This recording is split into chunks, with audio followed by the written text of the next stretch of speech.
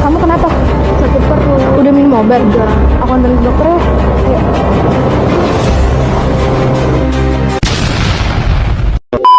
Sudah minum obat lambung, tapi kenapa asam lambungnya tidak kunjung sembuh ya?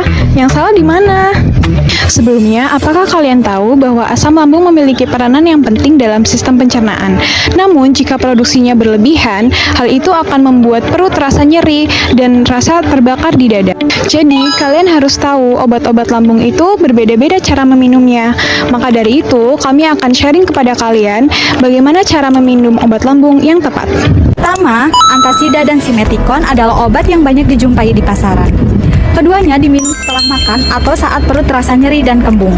Antasida bermanfaat untuk menetralkan asam lambung serta meredakan nyeri di ulu hati, rasa perih, dan panas di dada. Sementara itu, simeticon bermanfaat untuk mengurangi gas di lambung dan di usus, sehingga dapat meredakan perut kembung, begah, dan serta sering sedawa.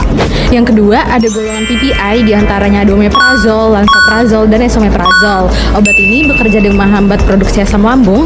Biasanya diminum 1 kali sehari di pagi hari pada jam 6 atau jam 7 pagi sebelum sarapan atau saat pada perut kosong. Sukralfat berfungsi untuk melapisi dinding luka di dalam lambung, kemudian untuk mencegah iritasi di dalam lambung. Sukralfat diminum 1 jam sebelum makan atau dalam keadaan perut kosong. Domperidon diminum 15 menit sampai 30 menit sebelum makan. Fungsinya untuk meredakan mual dan muntah pada lambung. Bagaimana jika golongan prazol seperti omeprazol, lansoprazol, dan esomeprazol diberikan berbarengan dengan antasida?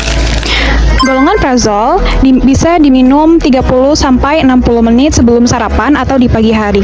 Namun jika diberikan 2 kali, maka satunya lagi bisa diminum 30 sampai 60 menit sebelum makan malam.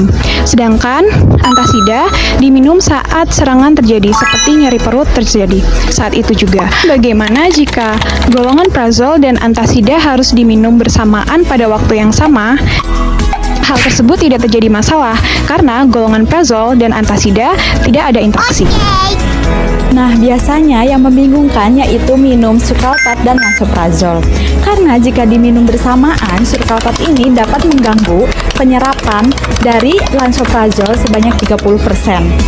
Jadi membuat efek lansoprazol berkurang.